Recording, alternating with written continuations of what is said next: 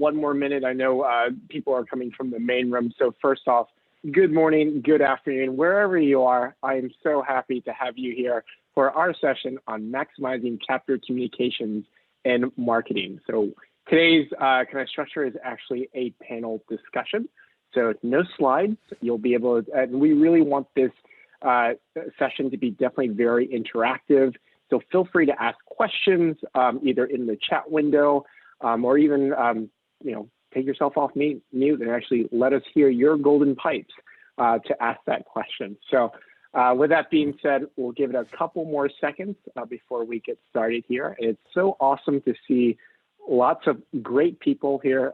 Actually, people I haven't seen since Kansas City's convention. So folks like Audrey from Milwaukee. Hi, Audrey. So we will get started here momentarily. So, and sorry, I am not a DJ like Harris. I know he plays the same song on repeat, but all my songs are probably not as good as his. So, okay. Hey, Kim. Kim all is right. eating. I know, but that's what she told me. Kim, by the way, I love your hair. What did you do with it today? Oh, thanks. So I did cut it, but I did a bunch of little curls throughout it to give it some more volume. But Wow. yeah, it's now shorter length, no more long hair. It's so cute. Very cute. Thank you. Thank you. You look like a Hollywood star. I know, I didn't recognize you. Too sweet. Oh, right? Kimberly's got the nice bangs. I thought I saw Alan. Thank you. did. I just I cut saw my Alan. bangs this morning. About every 2 weeks, I cut them myself at home. Oh. Kim, you look Good job, like Kim. higher. Hey, Yeah. Alan. Alan and the troublemakers. Listen, Alan, wherever you are. Yeah, I see you.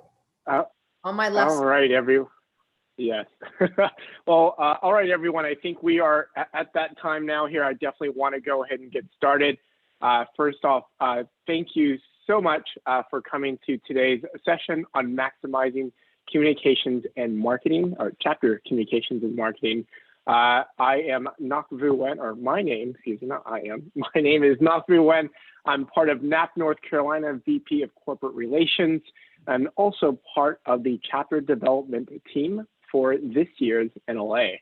So got a really great session today, and today's session, it's a panel discussion. So if you guys were with me in the previous session, I went through it in complete lecture with slides and everything, but this time you get to see 4 lovely faces, well, actually 3 lovely faces, not myself included. But with that being said, want to introduce today's guest speakers. We have John from NAP Kansas City, Jeannie Chang from NAP North Carolina, and also representing our NAP Wellness program. And then we have the amazing movie star, Manisha Das from NAP North Carolina as well. So before we go into that, I'm going to let John, Jeannie, and Manisha just introduce themselves, give a little bit about their background, and then we'll go straight into our panel discussion. So John, take it away. Hi, everybody. My name is John. I'm from Kansas City, originally from Malaysia. Born and raised there and came here for school, ended up staying. My day job is a video director and motion graphics for Hallmark, the card company. We do produce content for the social media. And then on the side, I also volunteer with NAP Pride, the LGBTQ Pride program here within NAP. And I'm also a podcaster. Awesome. Okay, I don't know Thank how you, to follow John. that. Jeannie, go ahead. I know, I was about to say, that sounds so dramatic. Yeah, shout out to Vu's bow tie, upstaging all of us. I'm Jeannie Chang from NAP North Carolina locally, and then on the national level, self-care and wellness, which I was just talking fondly with John. It came about with our conversation with NAP Pride a couple years ago. Yes, by trade, I am a licensed marriage and family therapist and speaker for corporations, community, and colleges on mental health and workplace wellness. Super excited to be here. Awesome. Thank you, Jeannie. And last but not least, Miss Manisha. Hi, everyone. My name is Manisha. Jeannie twisted my arm into joining NAP North Carolina about a year ago. I'm kidding. It was such a been such a great ride, and I'm really, again, grateful to be here as well.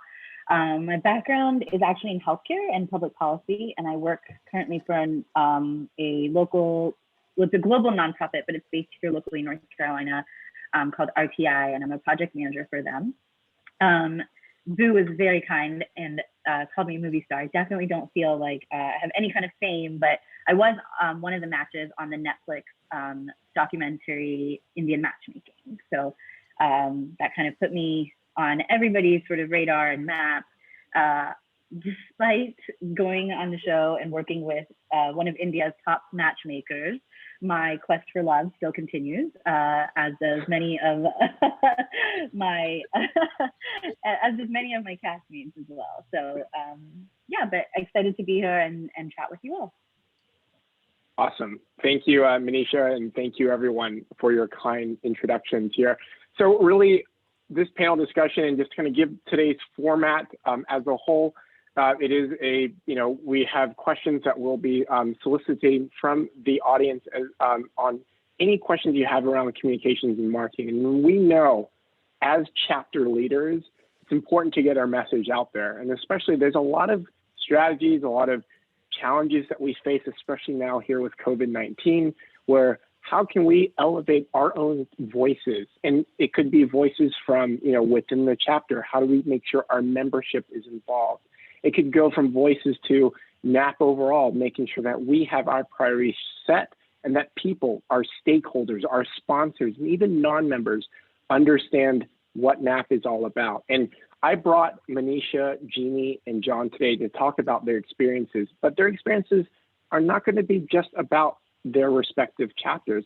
It's also going to be about their career, their industries that they're in, because we know at the end of the day, communication is vital, it's important. And I want to make sure that when you guys hear these answers to these questions or any questions that you may ask, that you get a very diverse and varied perspective in what it means to kind of maximize your communication and marketing potential. So with that being said, we'll go ahead and start off with the first question, and I will be monitoring the chat. So if you have any questions at all, and it can be as specific or even as general around communications or marketing, but I'll start off on my first question.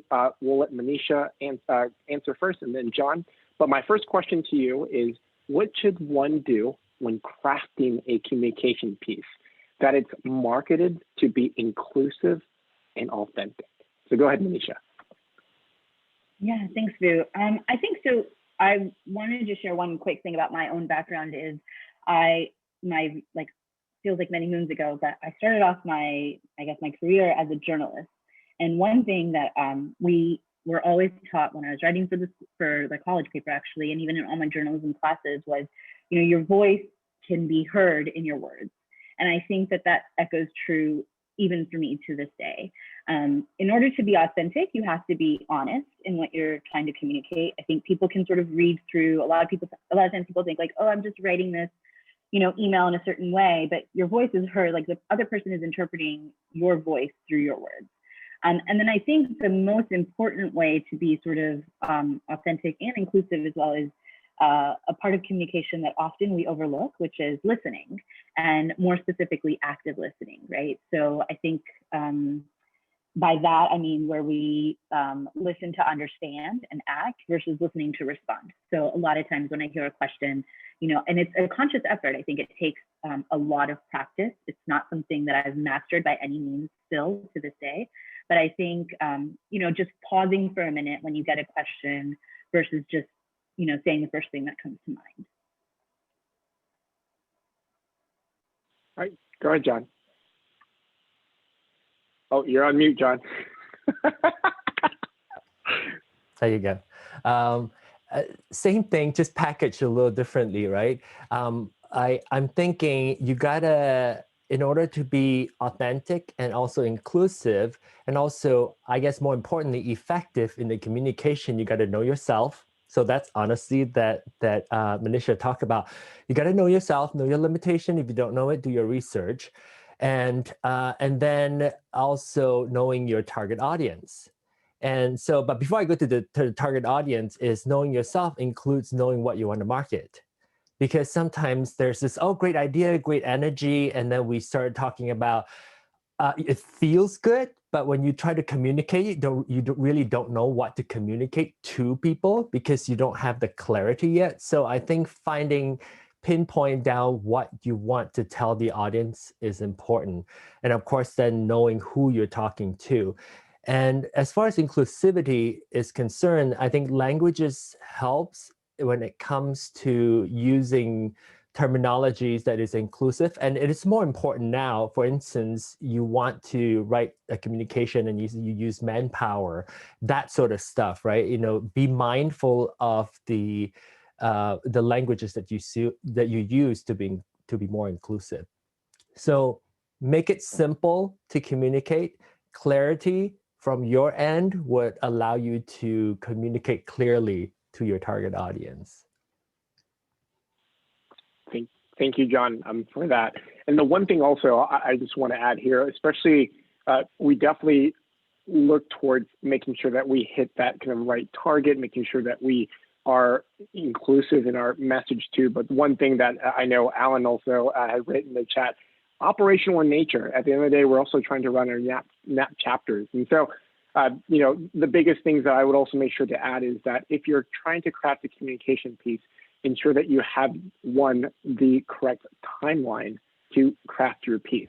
So if there's a message that you're hoping to get out, ensuring that you have at least a couple of days, weeks, or even if it's a month, if it's depending on what type of communication piece it is, you've got enough to work on. Ensure that you have all inputs in place. There's also going to be a lot of revisions that's going to be needed around your communication piece. Make sure that your leadership team, your communications committee, or whichever, that they're in sync. I think the one thing is, as kind of volunteer leaders here for NAP, is that we have so many different priorities going in and out that we sometimes are quick to say, oh, this person, you know, take care of this message, and it's written out. There's no revisions that are to be made, and it's delivered in a way that's probably not the best. So ensuring that you have operational efficiency through timelines, through input, through revisions, it's going to make sure you are able to execute your message clearly and concisely as a whole. So, yeah. With that being said, no, I was going to say that's very true. Oh, that's very true because it takes time to make things simple. It takes time to boil down to the essence of what you want to communicate. So if you can tell when something is rushed out because it's not clear, because you yourself don't really know what you want to communicate. Absolutely. Go ahead, Jeannie. I know that this wasn't my question to answer, but I just really would say one more thing too, because I saw this happening a lot at the start of the pandemic when everyone all of a sudden had to pivot, understandable. And of course, I use this word a lot with mental health, but we were basically reacting. And I think the key is not to react, but to be proactive, to just take a second, right? Step back and say, what's our intention? Because if you quickly react and just, you know, put things out there that without really not giving much thought, I think that's conveyed to the attendees or the audience as ingenuine or disingenuine, you know? And I feel like that's understandable. That's what happened. But I think now we're well into the pandemic.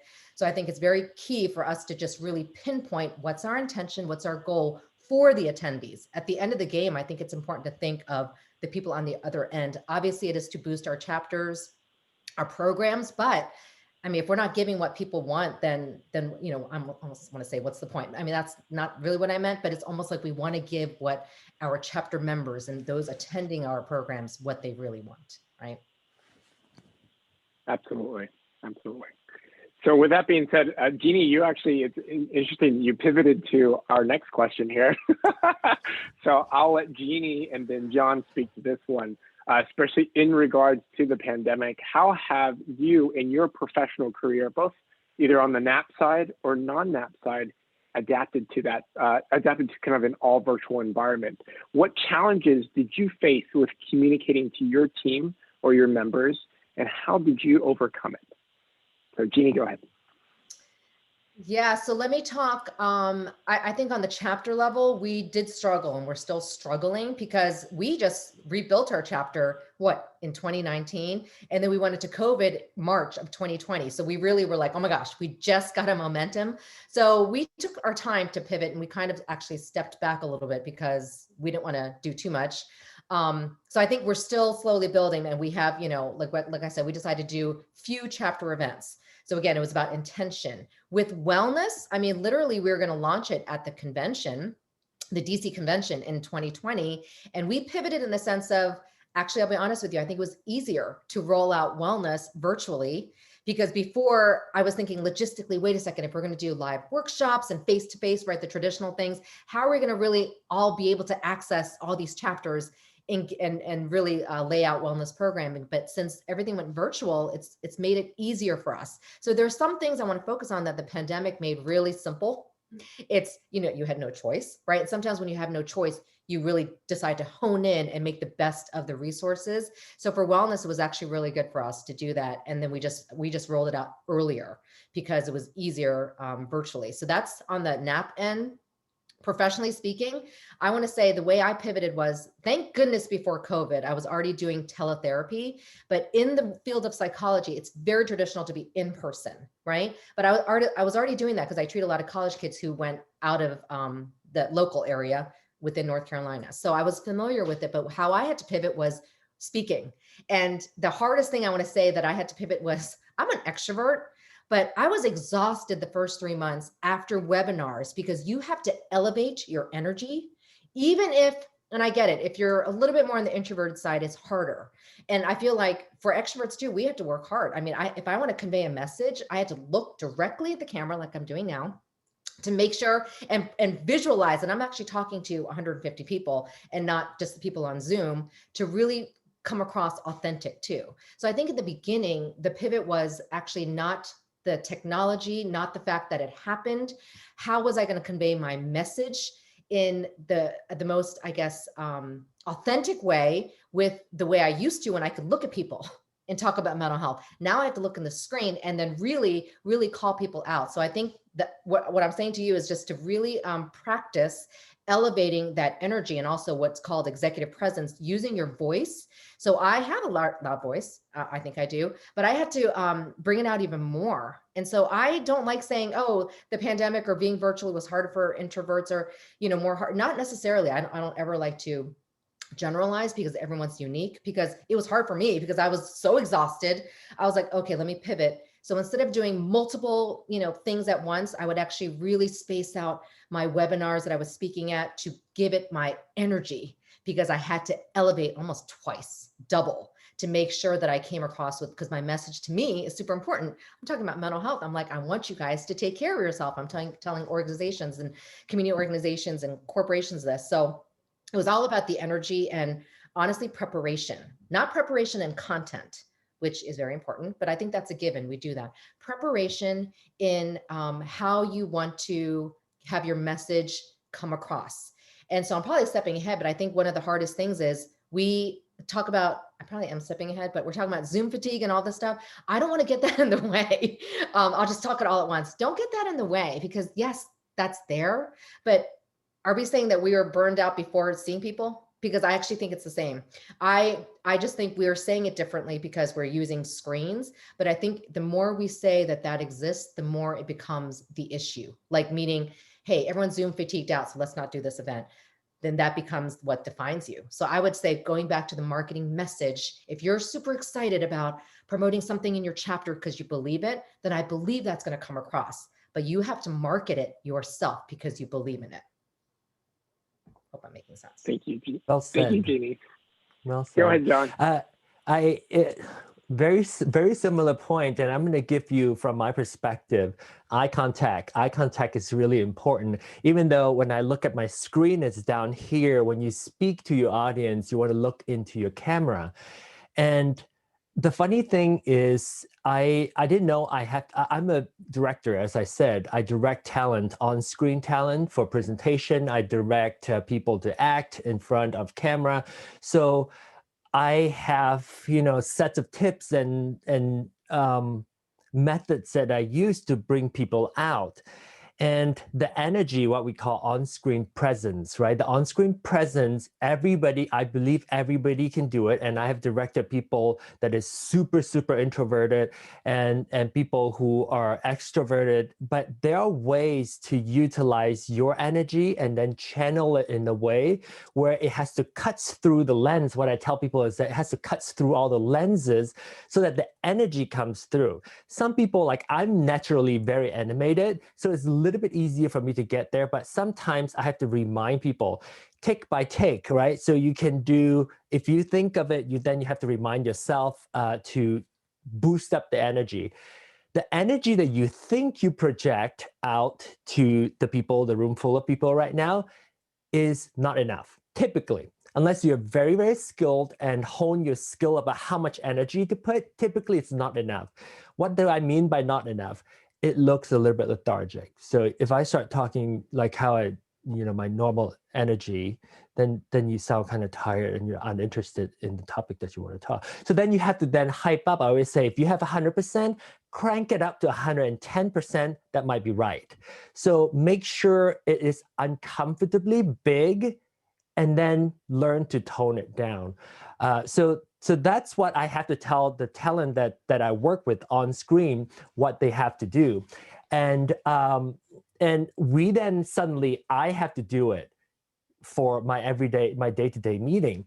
But then like Jeannie was referring to, it takes a lot of energy, particularly for an introvert, but even extrovert also needs to use that energy because you're not only putting 100%, you're putting 110% all the time. And if you have meetings for 6 hours a day, that's a lot. So my tip is to use your energy, kind of decide which meetings you want to put out all the energy and which meetings you can kind of stay a little bit low key. And I have to practice that all the time. So when I join a meeting and I'm just listening in, I don't put up all that energy. If I have to present an idea and pitch an idea to somebody, then I will use that energy in terms of voice as well as your presence. It's, how you look into the camera and make your presence felt. Thank you, John, for that. I was going to say, you're getting a lot of comments with your 110%, and some folks are definitely saying, oh man, pump it up, or that's asking a lot from a lot of folks there. So, but I also agree. I also just agree. Find ways to recharge, and it's your choice, right? You can be 100% and then just be blend into the background, or you can be 110% and make your point across. Which one do you want to do? And pick a battle. Absolutely. I do want to, I'm going to pivot real quick here. I know Alan has asked another operational question here. So his question in the chat is, especially given that we are kind of at that, at work at home situation, how do we make sure that our audience is being reached? And it's going to be more mechanical in terms of, for NAP Atlanta, for example, they do have a list of emails that are mainly their members. But sometimes that list not really, it's not a big list per se. The ask here is, how do you reach a broader audience outside of our normal members and contacts? And he's asking, and I want some of the chapter leaders here. It's not just Manisha, Jeannie, and John, but I also want other chapter leaders to kind of speak up, if you don't mind taking yourself on mute, on has anyone kind of leveraged any paid lists or any kind of using social media, actually paying for social media to kind of get the word out in regards to your chapter? And then if you are doing that, how are you actually measuring that kind of return on investment? How, in terms of engagement, people, actually bringing into, your specific chapter? So I'm going to slowly pause here real quick and see if anyone wants to speak up. Feel free to put yourself off mute.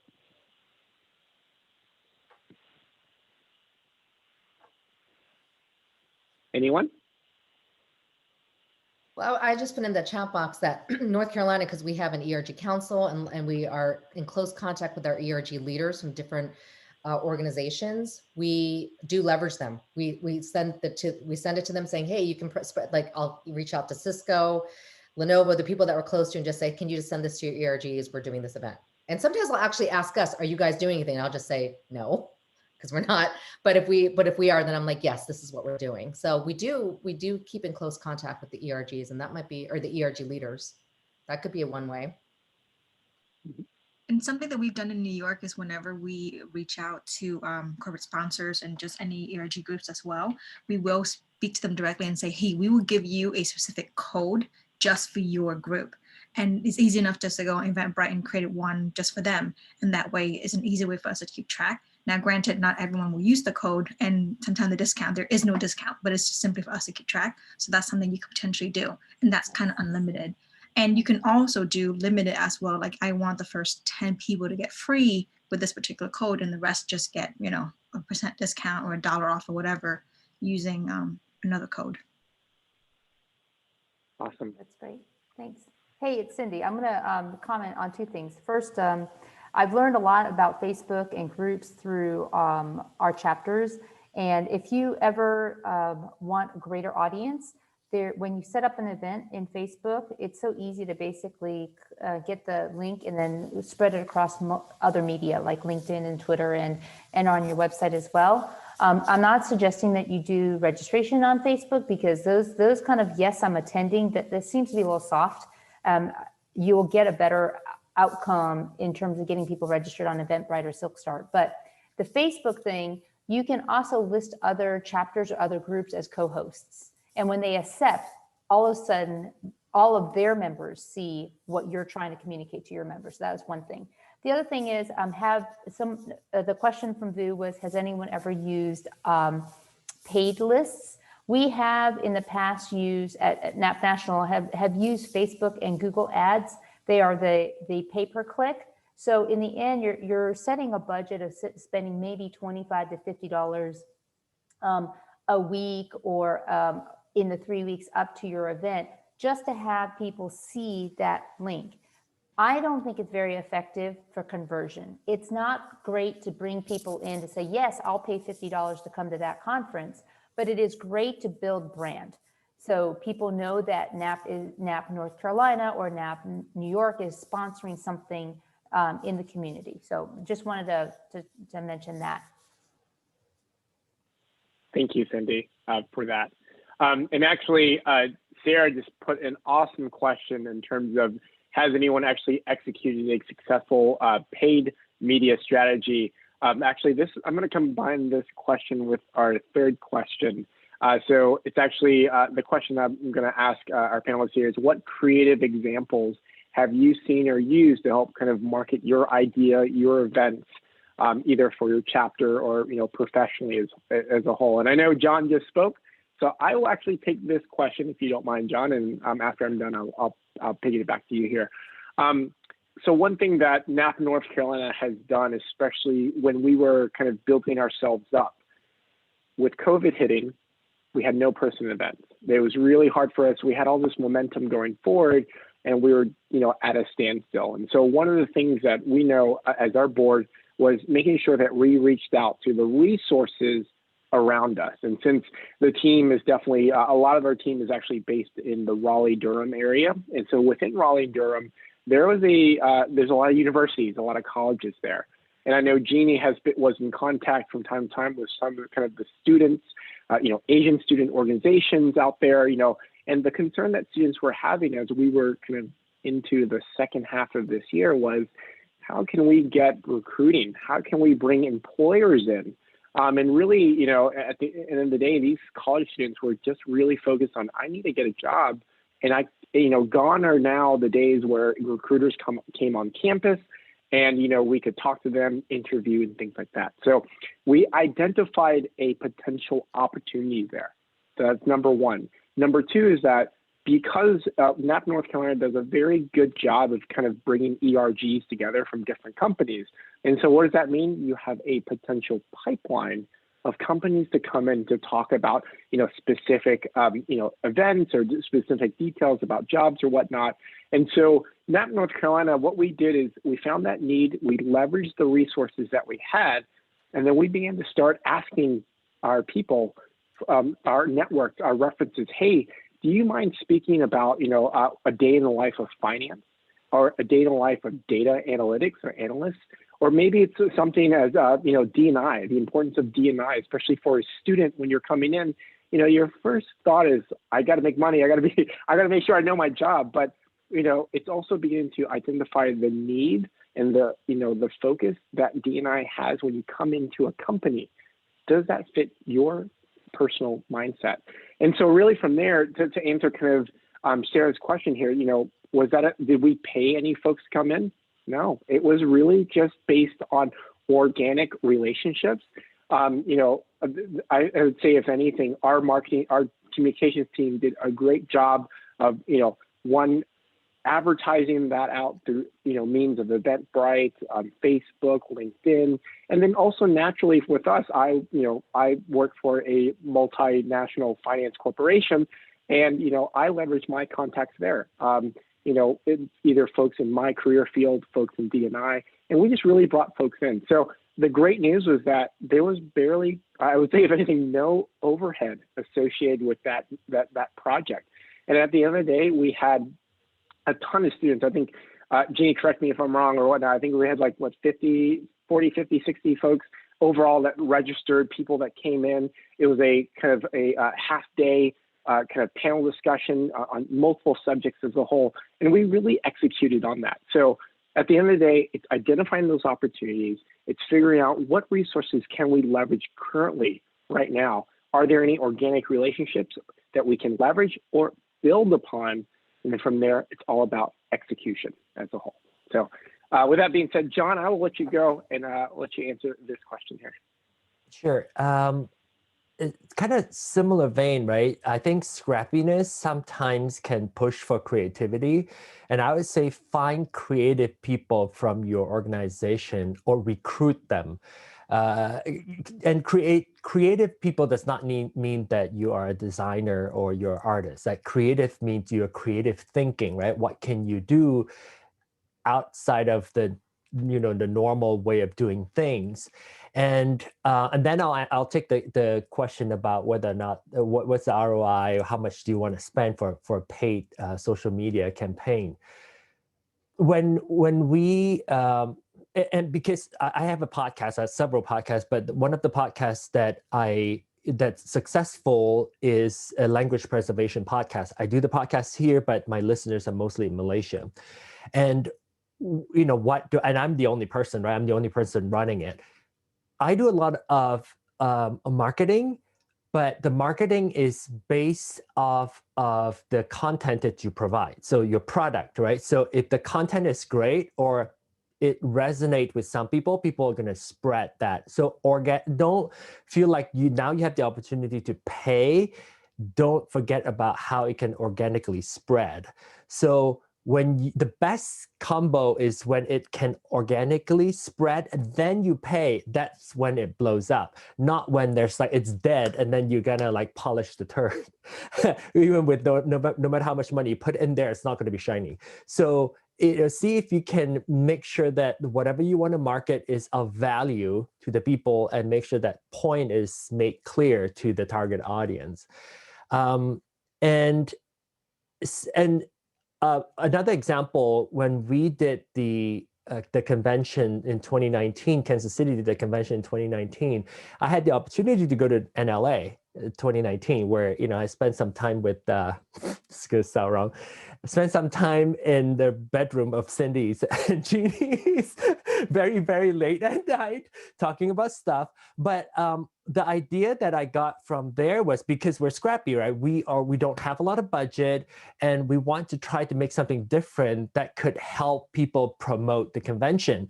And the struggle that we were facing in Kansas City is that who wants to come to Kansas City? It's a fly-by state. Nobody wants to land. People just fly by from New York to LA.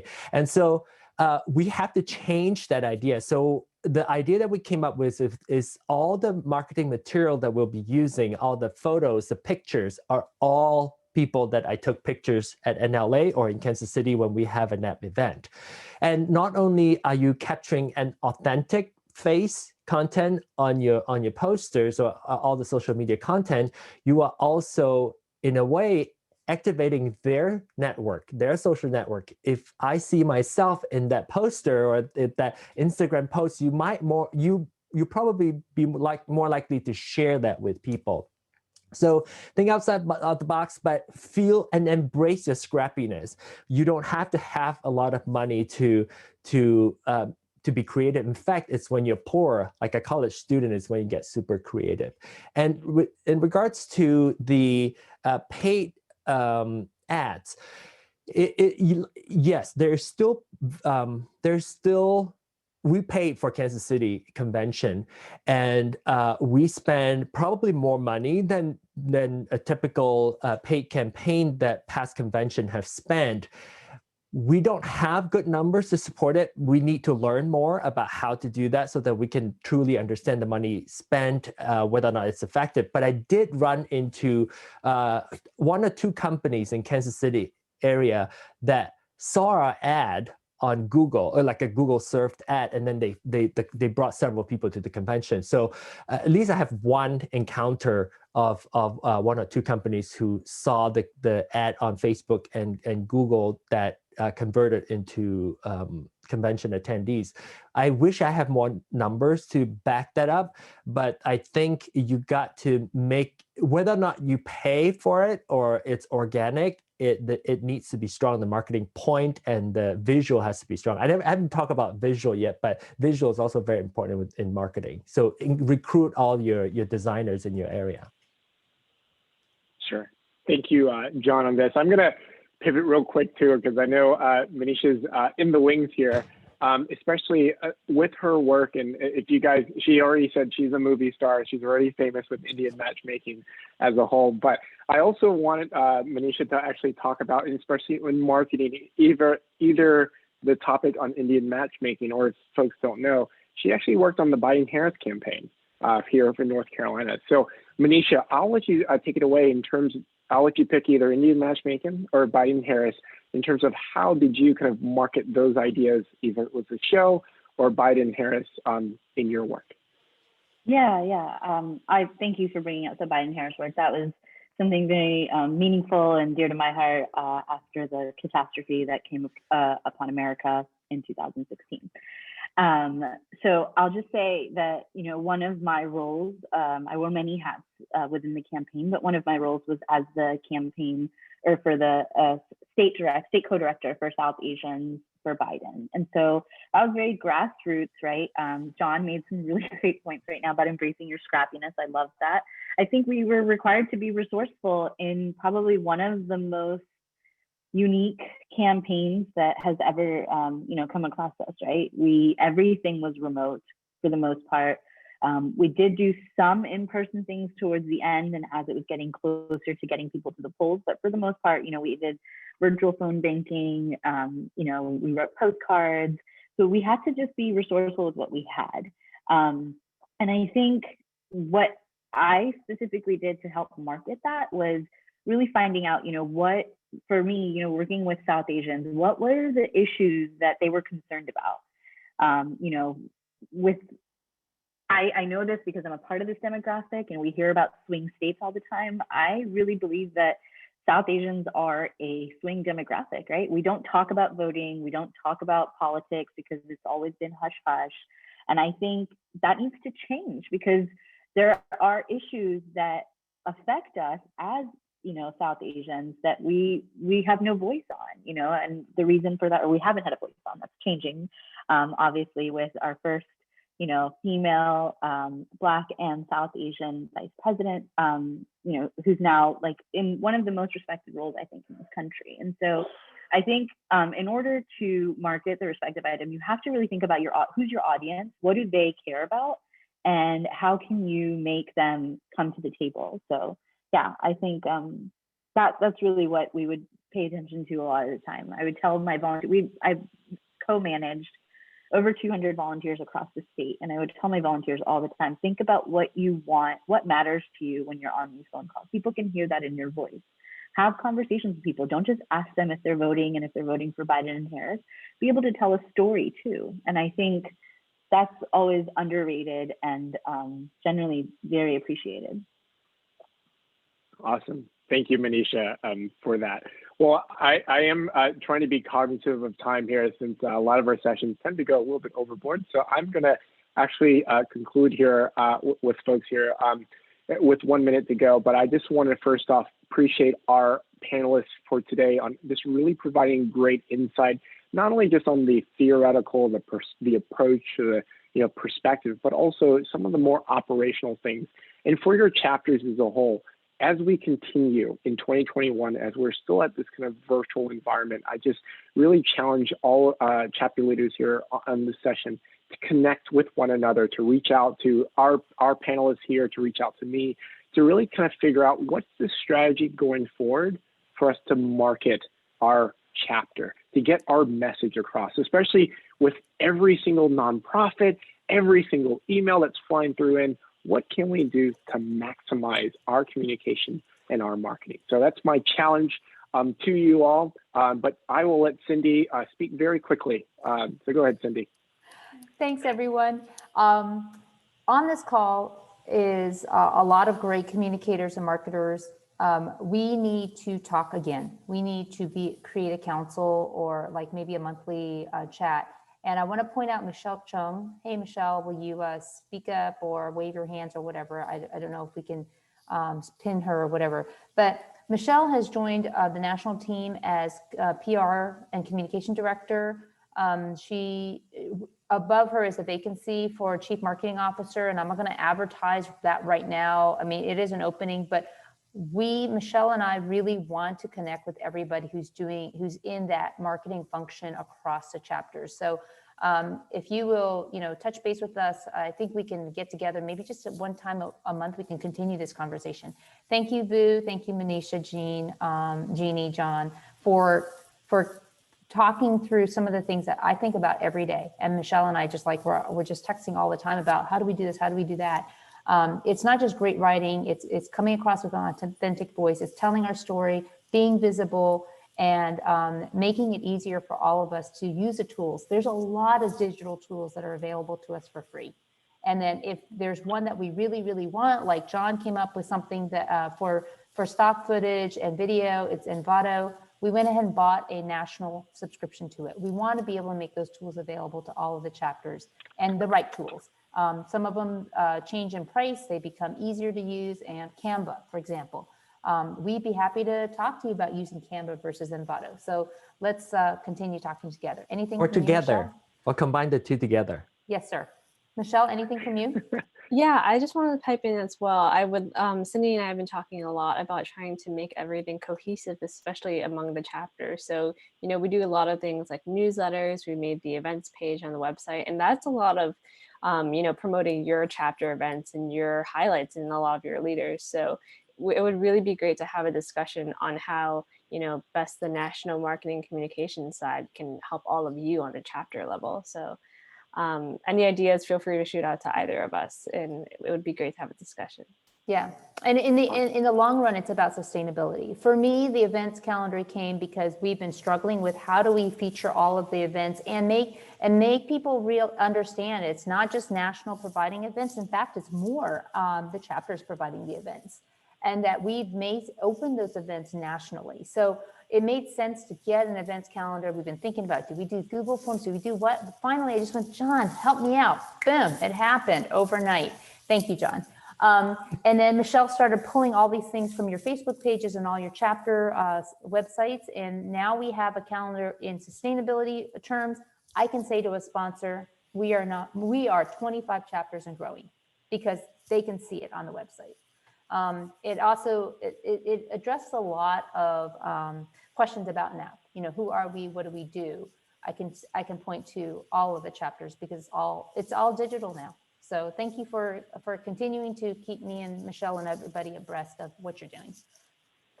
Thank you, Cindy. I do want to pivot one quickly to Jeannie. I think she has a message that she also wants to share too. Yeah, no. So first of all, I love the fact that Michelle introduced herself, because I think even on the chapter level, we're like, how can we get this out?